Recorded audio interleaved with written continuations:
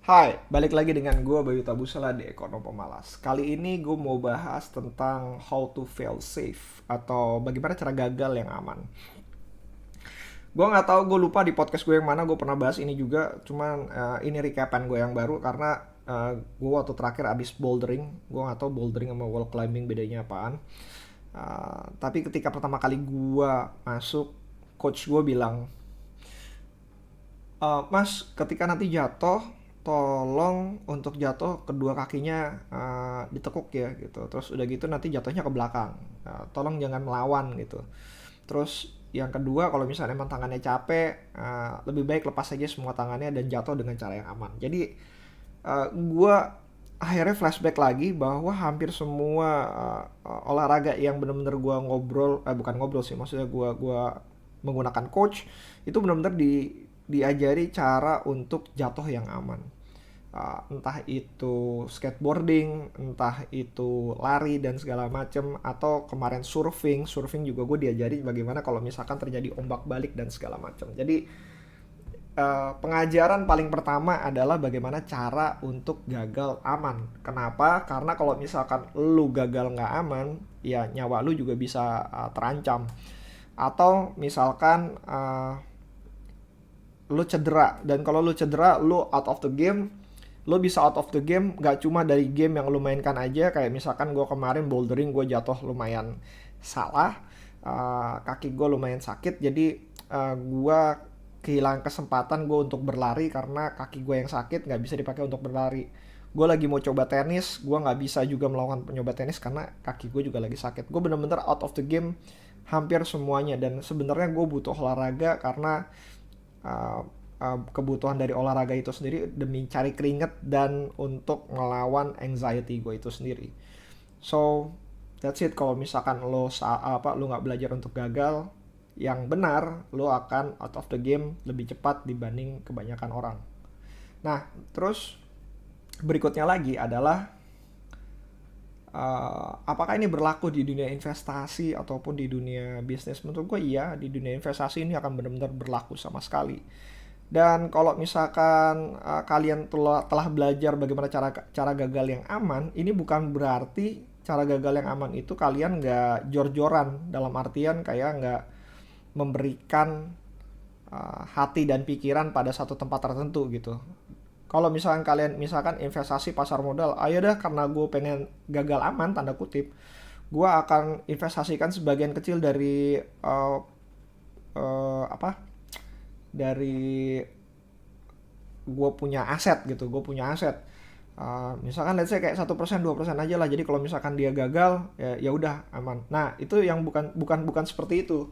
Waktu pas gue melakukan bouldering bukan berarti gue menggunakan body double, jadi bukan menggunakan orang lain yang disuruh gitu. Tetap aja itu kan adalah tubuh gue, tetap aja itu adalah tenaga gue, otot gue dan segala macam, dan gue bener-bener melakukan olahraga itu dari diri gue sendiri. Dan nggak bisa tuh gue cuma bisa ngerahin kayak gue 5% aja lah di sini lah. Kalau 5% kayaknya gue kalau kalau ini kayak kalau jatuh gue aman lah gitu. Nggak bisa seperti itu.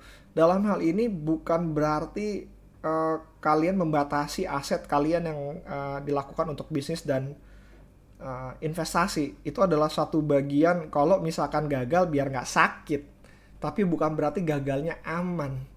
Gagal yang aman itu adalah yang tidak menyebabkan kalian keluar dari permainan. Jadi kalau misalkan let's say kayak 1% aset kalian masuk ke pasar saham, terus kali begitu kalian gagal, terus kalian bilang katanya, ah udahlah gue keluar dari pasar saham, kayaknya gue nggak hoki di sini.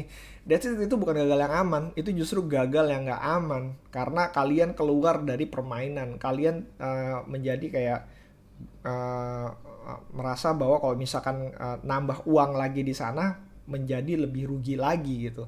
Itu yang menyebabkan bahwa banyak orang setelah selesai berinvestasi walaupun kecil, dia tidak mau lagi berinvestasi di pasar modal dengan uang yang lebih besar, atau tidak mau lagi belajar karena cara mereka melakukannya benar-benar tidak aman. Terus apa yang mesti dilakuin? Gua rasa sih yang pertama tuh know the game dulu.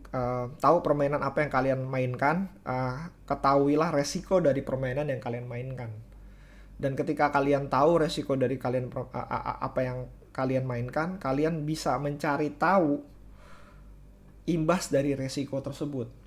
Apakah kehilangan duit, seberapa banyak, seberapa besar kehilangan duitnya, dan lain-lain sebagainya gitu.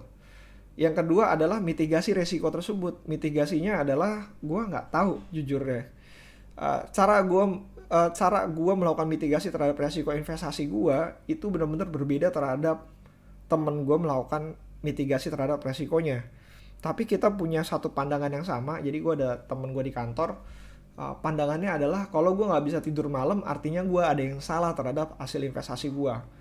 Cara gua dan cara dia untuk melakukan investasi benar-benar berbeda. Saham yang dipegang sama, tapi dengan kondisi kerugian yang berbeda.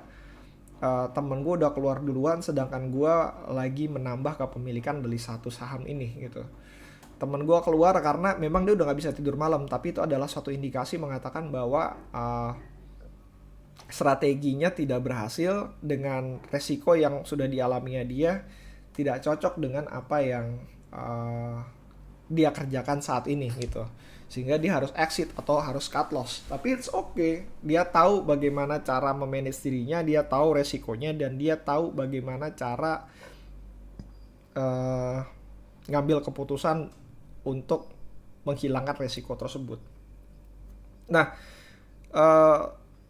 gue sarankan untuk kalau misalkan kalian punya strategi yang berbeda dengan gue, dan gue yakin kalian punya strategi yang berbeda dengan gue, cari orang lain, cari counterparty kayak teman ataupun mentor ataupun segala macam yang bisa membuat kalian lebih nyaman untuk melakukan strategi tersebut. Jadi kalau misalkan kalian menggunakan strategi kayak momentum, cari mentor yang tepat untuk melakukan momentum. Kalau misalkan kalian menggunakan strateginya misalkan trading, menggunakan entah apapun itu, cari orang yang melakukan hal yang sama. Kalau misalkan kalian bisa menemukannya, good. Kalau kalian nggak bisa menemukannya, ya unfortunately harus trial dan error, dan itu akan menggunakan banyak biaya, dan hopefully kalau misalkan kalian hoki bisa ketemu lebih cepat lagi sih. Lalu yang ketiga menurut gue adalah stay in the game for a longer time.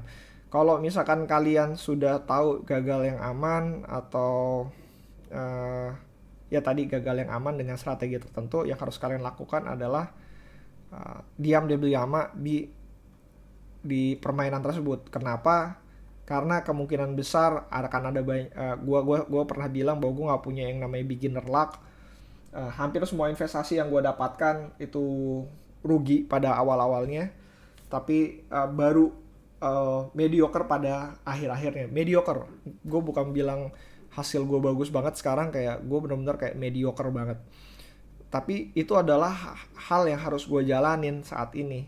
Hal yang harus gue jalanin karena strategi yang kalian kerjakan itu baru akan kelihatan kalau misalkan sudah apa istilahnya, banyak makan asam garam, sudah teruji dengan adanya entry point kayak masuk dan keluar dari saham tersebut atau dari investasinya tersebut. Kalau kalian sudah masuk keluar dengan strategi yang sama, kalian bisa mengatakan bahwa strategi itu bagus atau enggak. Jadi jangan mengatakan strategi itu jelek ketika kalian baru mencobanya kayak let's say sebulan 2 bulan gitu. Itu nggak bakalan kelar nyari investasinya, dan itu akan membutuhkan proses yang berulang-ulang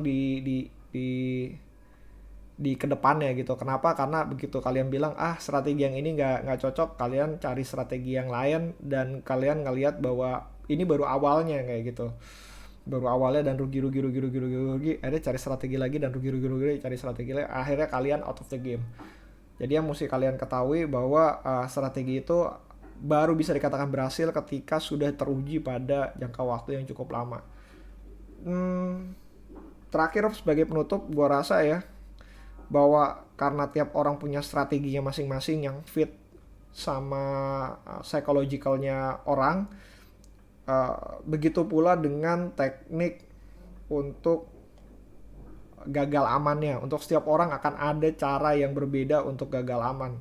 Tapi yang dipastikan yang bisa gue pastikan adalah ciri-ciri gagal yang aman adalah kalian masih bisa akan tidur malam. Kalau misalkan kalian ngomongin dunia investasi ya, tidur malam dengan nyenyak, bahwa kalian bisa uh, meresikokan aset kalian tanpa harus takut karena kehilangan, dan kalian nggak ragu-ragu untuk mengambil keputusan dari strategi yang kalian miliki.